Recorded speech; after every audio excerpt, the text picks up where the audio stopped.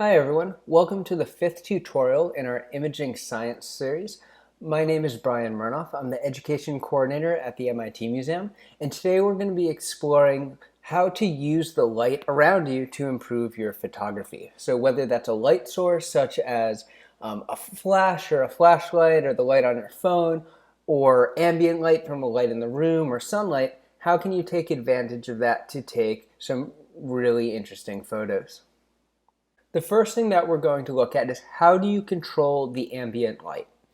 Ambient light is just the light around you. So what's the light that's already in the room that you're not producing using a flashlight or anything that you have on you? And how do you adjust that light to appear how you want? So we're going to be using our exposure triangle for this.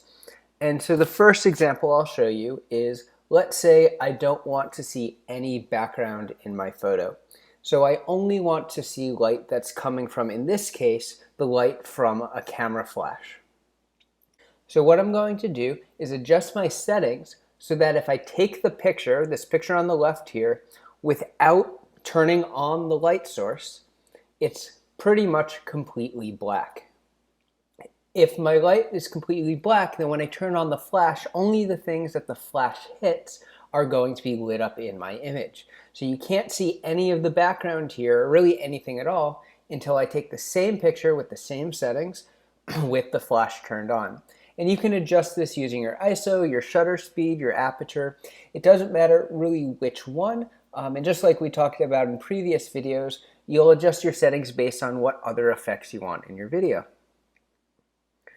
Now if I take the same picture, but this time I want to see, in the lower right here, I want to see the background. I want to see the wall behind Tim the Beaver. What I'm going to do is, in my test shot, before I add any light to my image, I'm going to adjust my settings, adjust my exposure triangle, so I can see the background in the way that I want it to appear, close to how I want it to appear in the final image. So now in the lower left, you can see that you can see the wall, you can see the color of the wall. So when I turn on the flash, it'll brighten that wall a little bit. Most of the light will fall on Tim the Beaver here in the lower right, but you'll get to see the background. So before you start using additional lights and lamps and light sources, you want to take that test photo to get the exposure just from the light that's around you. So when we talk about light in photography, there are two main types of light. We call these hard light and soft light. Now on the left side of the image here, you can see the hard light. Hard light usually comes from a small source. So where the light's coming from is very small, but it's also very bright. And so when you shine this light, such as the light coming from this lamp, on your subject, you get very bright spots on your subject, as well as very dark shadows on your subject. So you can kind of see in this second picture from the left here that the beaver almost looks like he has a spotlight on him. There's this bright light that's clearly coming from a specific direction from the left here, and the right side of him is in shadow. On soft light, on the other hand, the light is more dispersed. It's bouncing around the room. It's coming from lots of different directions. So in this case on the right, you can see that the beaver is now being lit by this lamp. And some of the light's coming directly from the lamp down to the beaver, and some of it's going to the ceiling or walls, bouncing around and then hitting the subject. So now in this picture, the second one here, you can see that the entire image is lit up and all the shadows are filled in, and you get a very good picture of the entire subject. You're going to want to choose whether you're going to use hard or soft light depending on your subject and depending on what you want to show. So we're going to look at some properties of both. So first let's explore hard light. So hard light is really good at emphasizing certain parts of your photo, so highlighting very specific regions and then hiding the stuff that you don't want to see. So in the upper left here, we have the beaver lit from actually underneath his face. Is kind of that scary campfire look that you get when you're sitting around the campfire telling scary stories. It causes these really kind of creepy shadows where his eyes would be here. In the next photo, the top middle here, we're lighting him directly from above. So now we're able to see more of him, but his shirt isn't as highlighted, but his nose is very clearly seen. In the next one, the top right, he's highlighted again from the top, kind of from an angle, and you can see how we get these long shadows on the ground. That might be an effect that you want, it may not, and so you can change those shadows by changing where that light is coming from. On the bottom left here, we have an anteater looking at its next meal, and this is taken outside. And usually you don't think about it because the sun is so bright, but the sun is a type of hard light. The light's coming from a specific point in the sky. It's really, really bright, so it has a very similar effect to using a lamp, a light bulb from a lamp or a flashlight. And what that causes is you can see this very dark shadow coming off of the anteater. So the light is all coming from a direction. In this case, it's coming from kind of behind and to the left of the anteater, and it causes hard shadows here. So when we talk about bright sunlight, that's also going to be hard light. In the last two examples, in the center bottom and right bottom here, we have examples of backlighting. So instead of placing the light in front of the subject, you can place the light in back. And what that does is it creates this really nice silhouette effect around your subject. That may be what you're going for. Maybe the shape of your subject is the important part. And if it is, backlighting is a great way to highlight that while hiding some of the other features that may not be as important. In the lower right, you can actually combine different types of light. So if you have multiple lights, you can combine the effects. So I have the backlight in this image, just like the one before, but I've also added a flashlight from underneath in front. So you get the silhouette of Tim the Beaver, and you also get to see some of his face, and it gives a little kind of, again, that campfire creepy look, but also while outlining him. Backlight also has a really cool use in showing again, the outlines of things, but being able to see through things that are very thin. So this is something I highly recommend trying, is either go outside or just look around your house and find something that's made out of a thin material or that has spaces in it, something with some negative space. And when you use backlight, you get to see those empty spaces or those thinner spaces in a lot more detail. So in the first image to the left here, we have close-up of a leaf. This is actually just being backlit by the sun. Again, the sun is a type of hard light, and you can see all of the veins in the leaves and the pattern between the structure of the leaf. In the center picture, it's a similar technique, except this was taken with a flash underneath the leaf. So you get a different look. The sun is going to be a larger light source than a smaller camera flash that's placed behind, so you get this kind of brightness grading throughout the image. The center is really bright, and it falls off towards the edge as it gets darker. And then on the right, by backlighting this picture of this curled up fern, you can see the edges of those fern leaves much more clearly than you would without the backlight.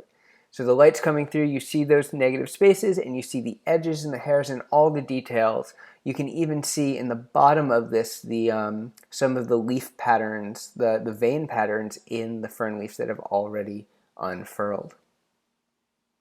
As mentioned before, hard light can also be used to create shadows. So you may want to strategically position shadows in your image. So in this video below, as I move the flashlight around closer to the object, farther at different angles and around, you can see how that shadow moves. And no matter what light source you're using, whether it's a flashlight that's always on, a lamp, a flash gun, you're going to create the same types of shadows based on where you position the light. So this is a great way, just using a flashlight, to see, okay, when I turn on my camera flash, this is the shadow pattern that I'm going to see around my object, and this is what's going to be in the highlights. So hard light is great if you want really bright light, highlight certain parts of your image, create dramatic shadows, control the angle of the light. But what if you want to show the whole object? If you want to display the entire subject, you want the background to be in your image. So in that case, you're going to want to use soft light. So how do you create soft light? Because most light sources are going to be hard, right? Light is going to be produced from a small source. It's going to be very bright. So we're going to want to figure out, how do you take an image with hard light, change the light by modifying it just a little bit to give you soft light that lights every part of your subject. So the first technique that I'll show you to do this, the simplest technique, is move the light farther away. So light spreads out as it moves away from its source. So you can see in this flashlight on the left, when it's close to the stool, it creates a pretty small spot that's very bright on the stool. In the next one, the flashlight, we've moved it a bit farther away and the spot gets bigger. It also gets a little bit dimmer. You can start seeing some of the grain of the wood where the light's hitting. And the third one to the right, we've moved the flashlight very far away from the stool. It's lit up the stool, but now the entire stool is in frame, and for the most part, you can see all the grain. So the light has lost some of its brightness as well as spread out. In addition to moving the light away, you can also try bouncing the light. So instead of, for example, with a camera flash, so in the leftmost image here, we have light that's going to go directly from the flash to the subject, and that's going to be a very hard light, very bright and hard light. Or instead of directing it straight towards the subject, in the second image, we can point the flash straight up to the ceiling. Now when that light, instead of now going directly to the subject, goes up to the ceiling, spreads out, and then lights the entire subject evenly. So by bouncing the light instead of sending it straight towards your subject, that can help in creating softer light. If you don't have a flash for your camera or using a cell phone, another thing you can do is use a piece of paper. So I recommend white paper because that's going to reflect most of the light. And what I'm doing here is lighting this dragon. You can actually see it, the light, you can see how much brighter the front of the dragon is compared to the rest of the stool. And what's happening here is the flashlight is bouncing off of this paper and then spreading out and hitting the dragon. So if you don't have a ceiling close by, if your ceiling is really high up or if it's a darker color, you may want to use a piece of paper. And if you don't have a flash, use a flashlight and it works just as well. We can also modify our flash or our lights in order to spread out the light. And these are called diffusers. And diffusers it's something that the light passes through so that it spreads out before hitting your subject. So there are ones that you can put on here, like in the second image to the left here, just plastic pieces that can go on a camera flash, or you don't have that, just use a piece of paper. So in the third image here, we have just a piece of paper taped to the front of the flash, and now the light from the flash has to pass through that paper and spread out before hitting our subject. If you want to aim that light a little bit more, just change the shape of the paper. So in this last image to the right here, we have the paper curled around the flash, and so now when the light comes out, it's going to bounce off this paper and then be bounced forward towards the subject in front of the camera. We can also do this with lamps. So a simple way to turn a lamp light into a more diffuse light is something that the lamp probably already has, is a shade. So instead of pointing the lamp directly at your subject, have the light that hits your subject come from the side of the lamp where the light has to pass through the lamp shade before hitting the subject. You can also use the same paper technique. So in the bottom right here, I've taped a piece of paper right in front of that lamp, and that spreads out the light. So much more of the subject has light falling on him rather than just that one spot that we had before we added that piece of paper. So now that you can control hard light and soft light and turn hard light into soft light, let's look at another factor that can greatly change what your image looks like. And this is the background. So you can change the background of your image, and that's going to have a large effect on how the light bounces off of your subject. So in this first example, I have the dragon here, and instead of shining light directly onto the dragon, I'm shooting the light into the mirror, and then from the mirror, it's hitting the dragon. And you can see that you get, in this case, I'm using a camera flash, so it has a rectangular shape. And that mirror is going to concentrate that light just on that one spot. So by using a mirror, I reflect light. It's not really going to spread out that much, but I can highlight a very specific portion of my subject. Now, if instead of a mirror, what if I put something black as my background? So here I just have a black box, and again, I'm shining the light from the left side of my image. So the light's coming from kind of the lower left here, and instead of hitting the dragon first, it goes to the box and bounces back. Now, to see what this black box is actually doing, let's compare it with an image with a white background. So in this third picture, I've switched out the background for a white piece of paper. Now when the light comes in, it hits that paper, reflects, and spreads out. And you can see how this allows the entire subject to be lit, where when we have the black background, only part of the subject, basically where the light happens to hit the dragon before bouncing into the black background, is lit up. And this is because black, when the color black is formed from reflected light, it's formed because that surface is absorbing a lot of that light. Very little light is bouncing off. When you see white, when caused by reflected light, is caused when all of the colors of light bounce off that surface and it looks white to your eye.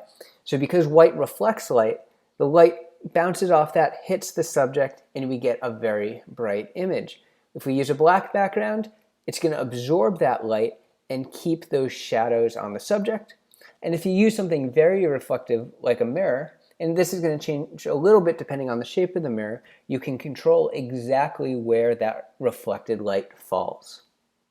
We can also play around with a similar effect by changing the surface that your subject is on. So here I've taken a picture with the exact same setup, same lighting of this glass turtle on white paper, a wooden table, and a black background. And you can see there's some dramatic differences in these pictures, even though the light source, in this case a hard light, is the same. So when I use a white background, this is going to reflect a lot of light, so you can see that light is kind of scattering within the clear parts of our image. The clear parts of the turtle are actually very bright. You can see the shadow of the turtle. You can actually see some of the color from the light that's passing through parts of the turtle. Those colors are on that background. When I use the wood background, because that doesn't reflect as much light, we still get a shadow. Not as much light now, though, is passing through, so the clearer parts of our turtle are actually appearing a bit darker, which is making some of the color stand out a little bit more. But because it's not so reflective, we don't actually see any of the color in the shadow from the turtle. And the last image here on the right, we're using a black background. Now, the black background absorbs light. It's also hiding the shadow, so maybe I don't want shadow in my image, so this is going to hide that. It's also going to absorb that light, so we're not getting light bouncing back through. So you can see you get a lot less glare as the light passes back through the clear parts of the turtle. Because the light isn't passing back through, you're actually seeing some higher contrast between the clear parts of the glass and the color parts, and those colors really stand out. So now, what if you're outside, the sun is really bright, and you don't have another light source? Well, you can still control the light that's bouncing off your subject. And the way you're going to do that is decide on what time of day you're going to shoot. So for example, here are two images taken in Arches National Park, and they have very different colors and very different lighting situations. The picture on the left was taken in the middle of the day.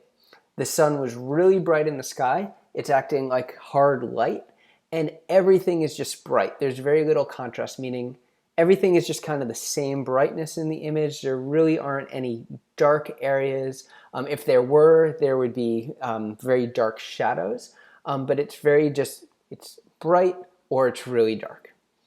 On the right side of the image, this image was taken near sunset, and this is what's called golden hour. Golden hour is either right around sunset or right around sunrise when the sun is at a very low angle in the sky.